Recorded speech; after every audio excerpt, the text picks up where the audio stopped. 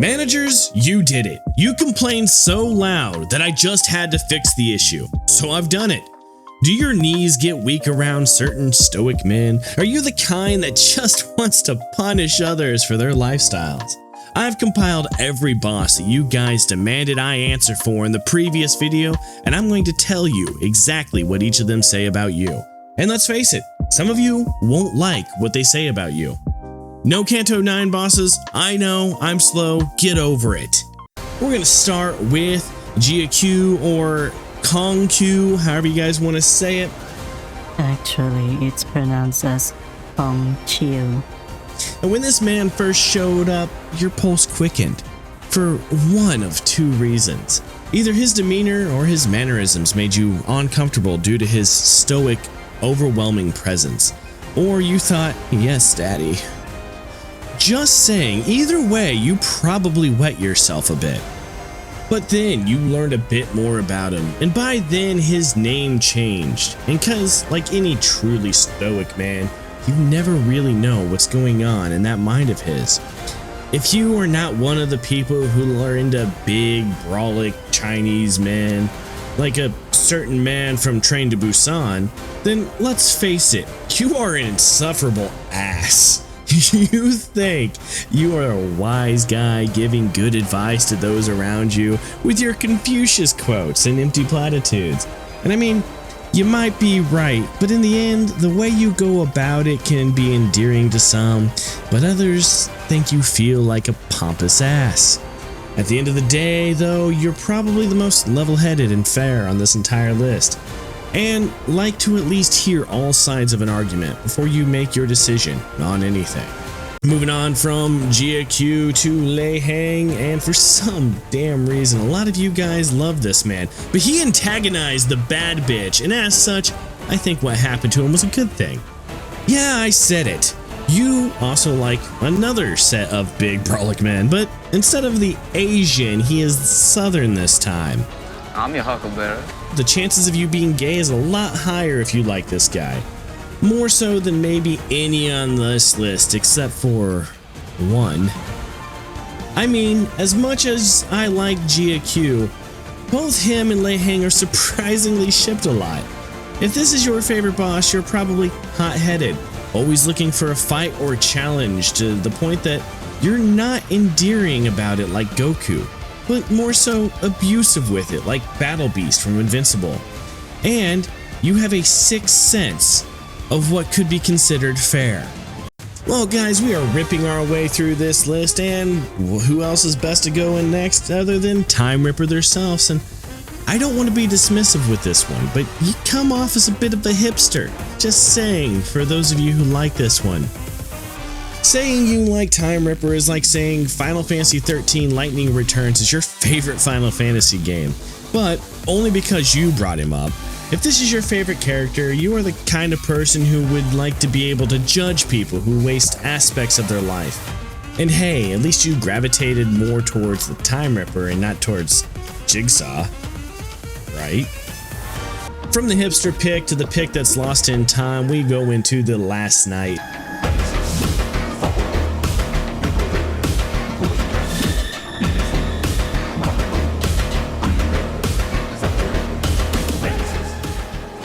Either you found him just tedious to fight in IS-3 for Arknights, and you were praying that he doesn't get close to your defender while you spammed the same fast redeploy operator for the 100th time. Then seeing him in Limbus made you sigh in annoyance or stress. Or you were completely traumatized by your first encounter with him on Limbus and wondering how to counter his damn freeze. Either way, just Surtur it or put Melantha there. Sadly, with this being the one true Gotcha FOMO event in Limbus, if you missed it, and it's gone. And if this is your favorite boss, then you will soon be known as the Old Head, the person who remembers the grandeur of the night as he jumped out of the water and destroyed your team the first time. But secretly, you were already the old person playing the game. In a world like what Project Moon has created with its cyberpunk, clockwork aesthetic, you prefer the classic old knight over everything else. From classic old knights to distorted old men, we are now to distorted Hohenheim. And let's face it, managers, those of you who like this character are the best at hiding shit from the world around them. Some of you use humor, some use intellect, while others just use cold indifference. Could be past trauma or just your emotions, but with your armor up, no one will ever see the true you. Therapy is not a word in your lexicon. Or, and this happens way more than I thought it would, you can fix it, and you have a fetish for broken men and glasses. Never wanted to have a free PTSD-induced man who never successfully healed from the trauma and has been holding it up by working extensively and not wanting it to open up for others? Hohenheim will do. You clearly felt bad for him being forced to leave his assistants and co-workers behind, and you might also share the same fatigue and panda eyes as he does. From the slow rot of depression to the slow creep of horror, we move on to Guido. Guido? Guido? Whatever. And yes, the slow-moving, never-dying brick shithouse. If this is your favorite boss, you are the slasher icon film enjoyer. The stalker killers are your favorite. You like Nemesis from RE3, Jack Baker from RE7, Mr. X from RE2, and the Ursanek from RE6. What? Was that too much Resident Evil? Fine, fine. Jason, Michael, 9 invincible stalkers that walk you down.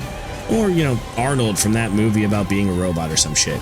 Straight to the point, the love for this boss isn't so much about your personality, but just your love for a good horror villain and your game about looking into yourself to pull out more over-the-top abilities and skills. Slow stalkers to broken vampires, we now have Sonichcho, and if Sonichcho is your favorite boss, then well, you're decently confusing, or equally confused.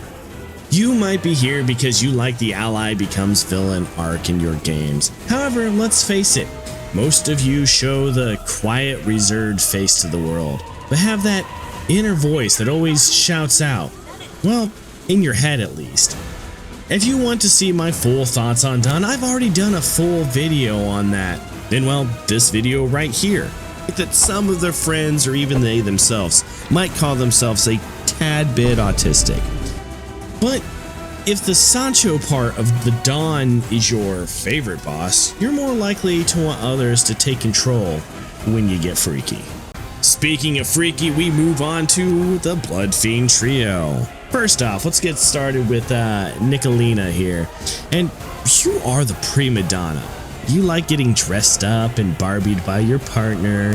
Probably. Most definitely. And you are the most scattered brain person on this list. But you're pretty, so you don't care. Secondly, we got Karumbo, aka the Priest. You might genuinely be a masochist.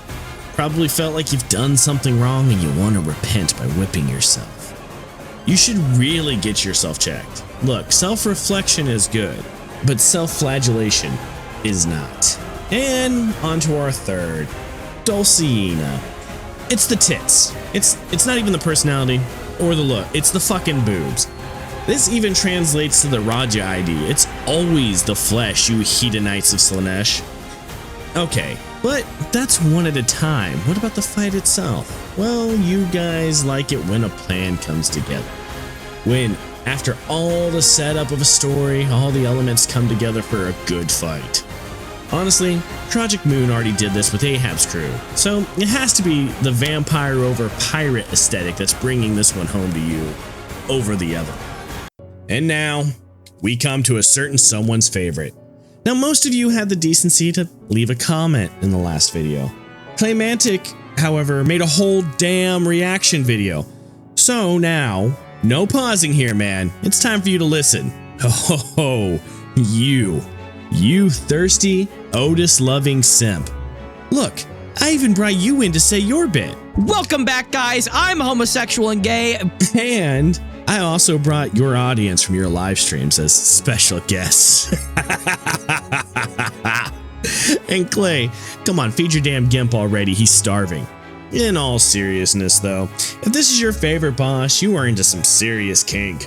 Like, whales and gacha games spend less on their favorite game than you do on whips, chains, swings.